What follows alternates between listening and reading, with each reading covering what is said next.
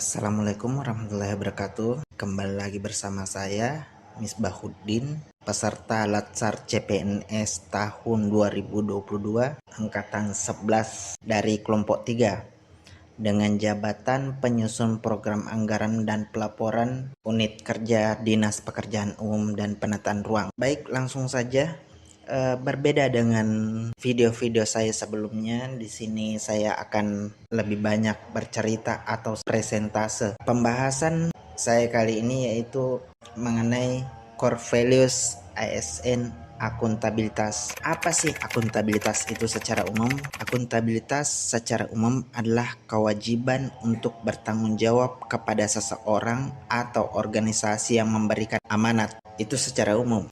Dalam konteks aparatur sipil negara, akuntabilitas adalah kewajiban untuk mempertanggungjawabkan segala tindak dan tanduknya sebagai pelayan publik kepada atasan, kepada lembaga pembina, dan lebih luasnya kepada publik. Jadi, sebagai akuntabilitas bertanggung jawab atas segala tindak tanduk kita. Kemudian, apa sih aspek-aspek akuntabilitas itu? Di sini saya mengambil 4 poin. Aspek pertama, akuntabilitas adalah sebuah hubungan. Hubungan yang dimaksud adalah hubungan dua pihak antara individu, kelompok, institusi dengan negara dan masyarakat. Kedua, akuntabilitas berorientasi pada hasil. Di sini hasil yang diharapkan dari akuntabilitas itu sendiri adalah perilaku aparat pemerintah yang bertanggung jawab. Lagi-lagi bertanggung jawab, adil dan inovatif. Poin ketiga, akuntabilitas membutuhkan adanya laporan. Di sini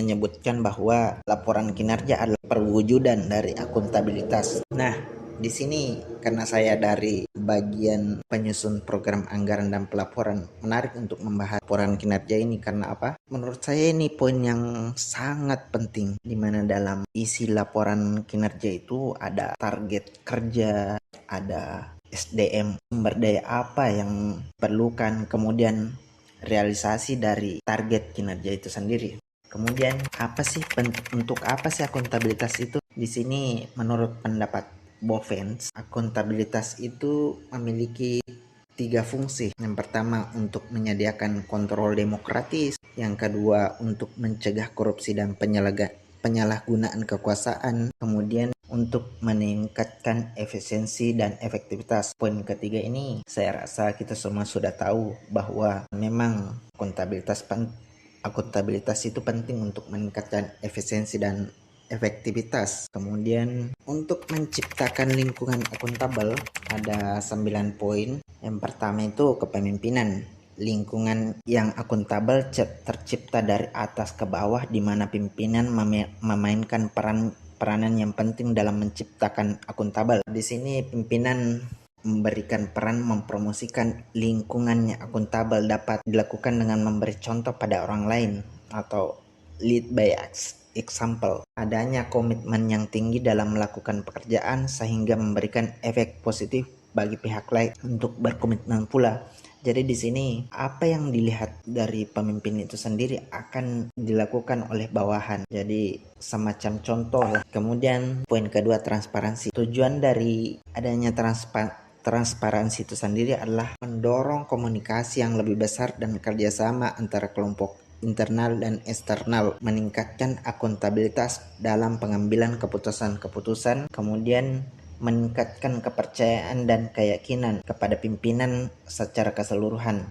Di sini transparansi bukan hanya bertujuan untuk meningkatkan kepercayaan dan keyakinan kepada pimpinan, tapi juga untuk stakeholder atau masyarakat itu sendiri yang melihat. Kemudian integritas. Dengan adanya integritas menjadikan suatu kewajiban untuk menjunjung tinggi dan mematuhi semua hukum yang berlaku, undang-undang, kontrak, kebijakan dan peraturan yang berlaku. Dengan adanya integritas, institusi dapat memberikan kepercayaan dan keyakinan kepada publik atau stakeholder. Menyinggung masalah integritas ini ya sangat pentinglah untuk menjawab kepercayaan masyarakat itu sendiri. Tidak jarang ketika integritas suatu organisasi turun, maka akan berdampak ke semua bagian-bagian organisasi itu sendiri, mulai ada muncul mosi tidak percaya dan sebagainya. Kemudian keempat, tanggung jawab atau responsibilitas institusi dan responsibilitas perseorangan memberikan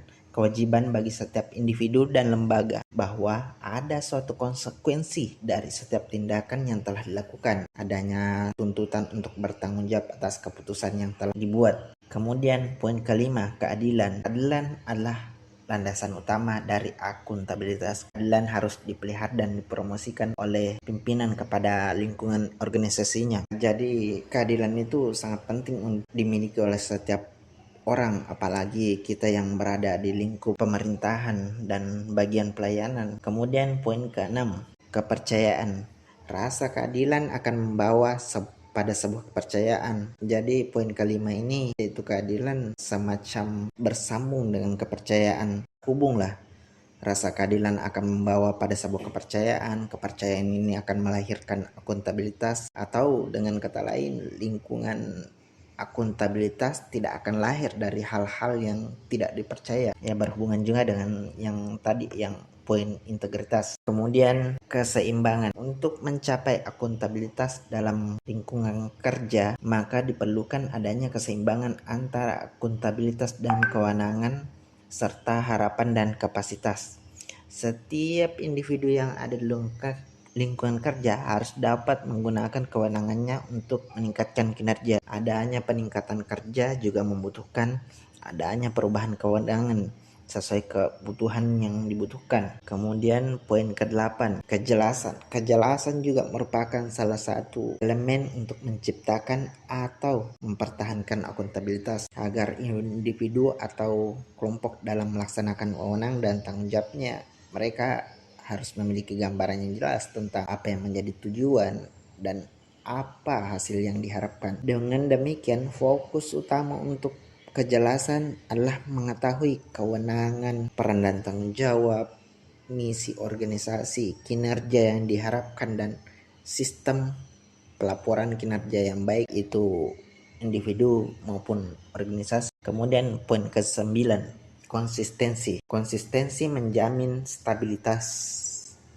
Penerapan yang tidak konsisten dari sebuah kebijakan atau prosedur dan sumber daya akan memiliki konsekuensi terhadap tercapainya lingkungan kerja yang tidak akuntabel akibat melemahnya komitmen dan kredibilitas anggota organisasi itu sendiri. Demikian pembahasan saya, semoga memberikan edukasi kepada penonton. Saya mengakhiri dengan mengucapkan Assalamualaikum warahmatullahi wabarakatuh.